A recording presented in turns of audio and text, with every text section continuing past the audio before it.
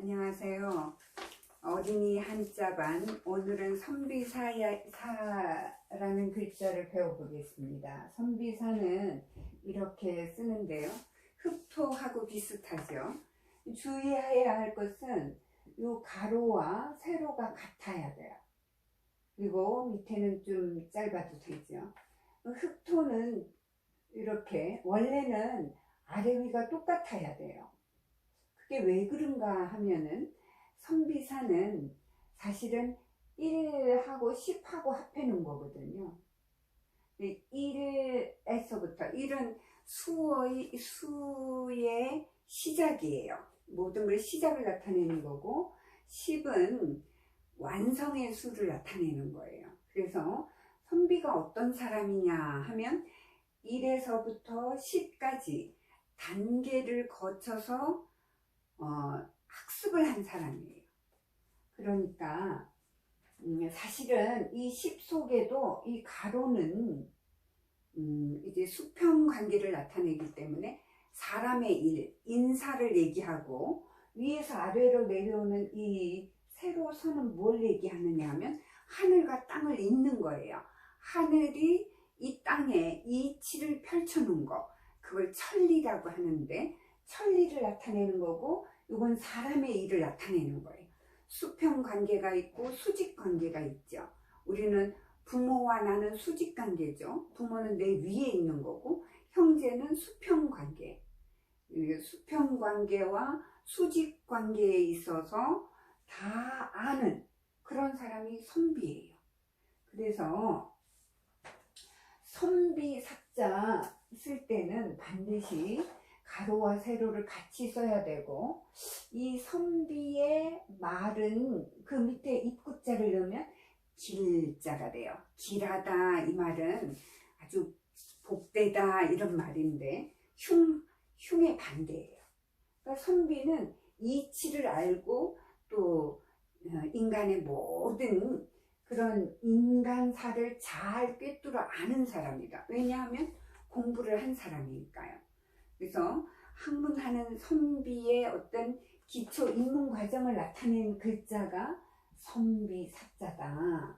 그런데 흡토는 반대로 위에하고 아래하고 똑같이 있으면 우리가 이걸 이꼬르라고 하잖아요. 같다는 뜻이에요. 이 땅은 땅에 뭐 건물을 짓는다든가 집을 짓는다든가 이렇게 할 때도 일단은 이제 수평을 맞춰야 되거든요.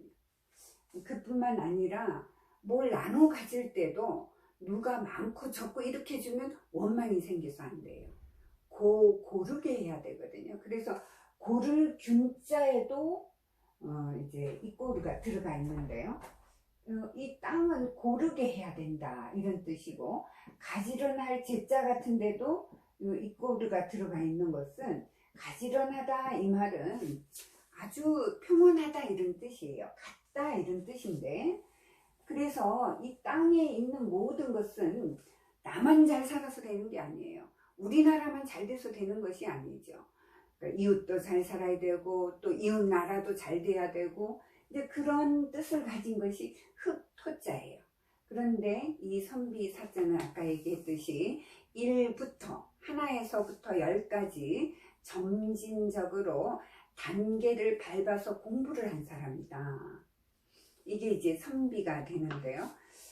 이렇게 학문을 많이 한 사람을 문사 이렇게 얘기하고 또 무술을 많이 익힌 사람을 무사 이렇게 얘기할 때도 선비 사자를 쓰는 거예요. 이 사자 속에는 아까 얘기했듯이 이제 학덕을 겸비한 그런 사람을 사라고 하는 거예요. 그러니까 말하자면 오늘날로 얘기하면 학문도 많이 하고 인품도 아주 뛰어나게 갖춘 인격자를 선비라고 하는데 그런 사람이 이제 시대를 이끌어가는 리더가 되는 거예요. 우리가 공부를 하는 것도 이런 선비를 본받기 위해서 선비 정신을 본받아서 그래서 이 십자라는 글자를 보면 완성의 수라고 했는데 우리가 흔히 잘 아는 문일지십이라는 말이 있어요. 하나를 들으면 들을 문, 열을 안다. 이 말은 무슨 말이냐 하면 처음을 알려주면 끝을 안다는 얘기예요. 어떤 사람은 문일지이도 있어요.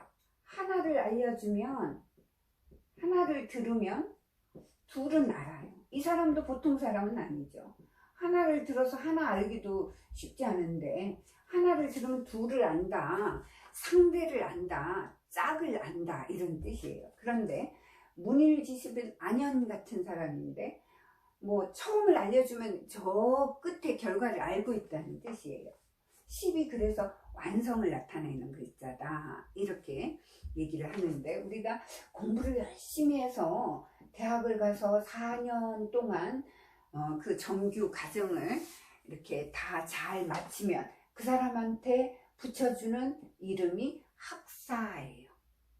그러니까 이것도 쉽지 않는 거죠.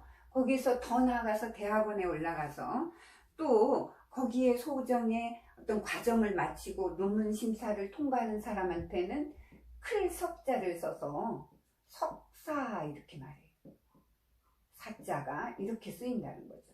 더 또 공부를 해서 어떤 교수의 임무를 맡거나 아니면 전문 기술에 종사할 수 있는 그런 사람에게 주는 학위, 그 벼슬이나 그런 것을 박사라고 해요. 넓을 박자를 써서. 사자에는 어쨌든 이제 공부를 했다, 인간의 일과 또 온 우주에 펼쳐져 있는 그런 이치를 아는 사람이다, 이런 뜻을 가지고 있는 거죠. 또 그뿐만 아니라 이 선비의 특징이 뭐냐 하면 의리와 지조를 굳건히 지키는 사람을 선비라고 하는데, 그런 사람을 의로운 선비다, 그래서 그런 사람은 누구나 다 옳다고 여겨요. 그래서 옳을 의자, 의로울 의자, 의사 이렇게 쓰고요. 아니면 조국과 민족을 위해서 정성껏 싸우다가, 열심히 싸우다가 장렬하게 전사한 그런 사람들을 열사라고 그래요. 그럴 때는 매울 열자를 써요. 이게 어느 정도 맵냐 하면은 뼈를 태우는 불이에요. 그냥 우리가 열심히 한다 할 때는 더울 열자를 써요. 더욱다 하는 건 땀날 정도인데 뼈를 태우는 그런 불이라면 얼마나 그게 강렬하고 견디기 어려운, 그러니까 남보다 견디기 어려운 그런 것을 견디고 또 그 큰 뜻을 이루기 위해서 장렬하게 싸우다 죽은 사람을 열사 이렇게 얘기하고요. 또는 이해와 어떤 권력에 굴하지 않고 나라를 위해서 자기의 저리를 굳게 지키는 사람을 지사라고 그래요. 뜻지자 써서. 선비는 이런 분이 선비다.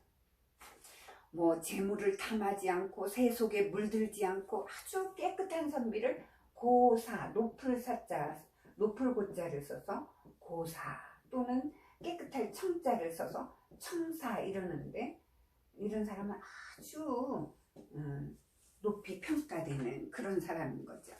그래서 아까 얘기했듯이 선비 그러면 오늘날에 학문과 덕망을 갖춘 그런 인격자이고 그런 시대를 이끌어가는 리더다. 이런 이름 있는 선비는 멀리 있어도 지척이 있는 듯하고 또 재물이나 어떤 권세가 없어도 인품에서 풍기는 향기가 있어요. 그래서 우리가 흔히 얘기하기를 꽃도 향기가 나죠. 이 꽃의 향기는 백리를 한다 그래요. 또 좋은 오랫동안 이제 발효를 시켜서 만든 그 술의 향기는 천리를 한다 그래요.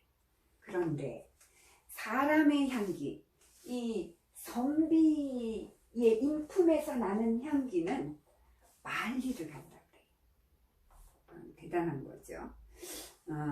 이야기를 하나 해주면, 이제 중국 남북조 시대에 송계하라는 사람이 살았어요. 근데 아주 높은 벼슬을 했어요. 높은 벼슬을 다 이제 끝마치고 자기가 노후에 살 집을 사러 돌아다녔어요. 집을 보러 온데 돌아다녀도 마음에 드는 집이 없어요. 어떤 지인들이 막 추천을 해줬는데도 그냥 마음에 안 들었어요. 그런데 어떤 허름한데, 옛날에는 이제 그 화폐란 위가 만금, 100만금, 1000만금 이렇게 얘기했는데, 그러니까 지금 말하자면 뭐 허름한 그런 초가집 정도 되는 그 집을, 시가로 따지면 100만금 밖에 안 되는 그 집을 1000만금이나 주고 샀어요. 그래서 어떻게 해서 그 시가보다, 그러니까 한 10배나 더 주고 그 집을 산 거예요. 그래서 100만금 이제 집값을, 100만금 되는 집값을 1000만금을 주고 샀는데, 누구 집을 샀느냐 하면은 여승진이라는 사람, 아주 그 인품이 뛰어난 사람인데요, 그 집 옆집을 산 거예요. 그래서 그 여승진이라는 사람이 원래 집값은 100만금 밖에 안 하는데 어째서 그걸 1000만금이나 주고 그 집을 샀소, 이렇게 물었어요. 그랬더니 그 사람이 하는 말이, 집값으로 100만금을 주고 그 여승진이라는 사람 이웃에 살기 위해서 이웃값을 이렇게 10배나 더 줬다고, 이렇게 말을 했다는 거예요. 그러니까 좋은 사람과 가까이 지내는데 그 드는 집값의 10배나 되는 그 가격을 내도 절대로 아깝게 여기지 않았다는 얘기죠. 그래서 우리는 누구랑 벗을 하느냐, 누구랑 이웃하고 사느냐, 이게 굉장히 중요한 거예요. 거필택민이라고 해서 사는 데는 아무 데나 가서 살면 안 되는 거예요. 뭐 유해업소가 많다거나 뭐 나쁜 사람 옆에 살면 그만큼 영향을 받는다는 거죠. 마중지봉이면 불부자직이다, 이런 말이 있는데, 이게 마가 쭉쭉 자라는 식물이 마예요. 그런데 쑥은 지 멋대로 옆으로 퍼져가며 사는 그런 속성을 가진 식물이 쑥이라는 거죠. 근데 그 쑥도 쭉쭉 자라는 그런 이제 마 속에 이제 심겨져 있으면 쑥도 쭉쭉 자란다는 거예요. 그 말은 뭐냐 하면, 아주 훌륭한 친구들에게 에워싸여 있으면 나도 도와주지 않아도 고다진다. 그러니까 좋은 물에서 좋은 친구를 타고 살면 나도 좋아진다는 거죠.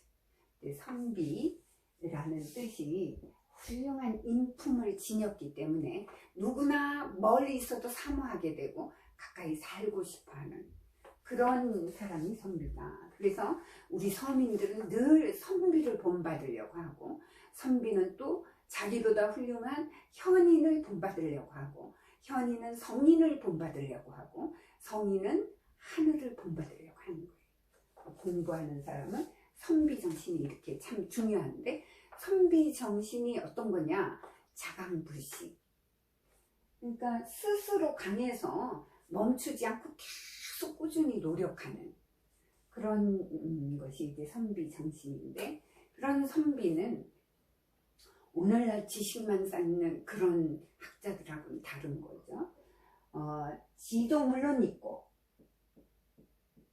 지혜도 있고, 덕도 있고, 그리고 건강한 몸도 있는 거죠. 지덕체를 다 갖춘 사람이 선비예요. 지육, 제육, 덕육, 이런 교육을 다 받은 그런 교육을 뭐라고 하느냐 하면 전인교육이라고 해요. 사람을 온전하게 하는 그런 교육이다. 그래서 우리는 항상 이 선비를 생각하면서 하나에서부터 차근차근 단계를 밟아가면서 공부를 해야 된다, 그런 얘기죠. 오늘은 선비사에 대해서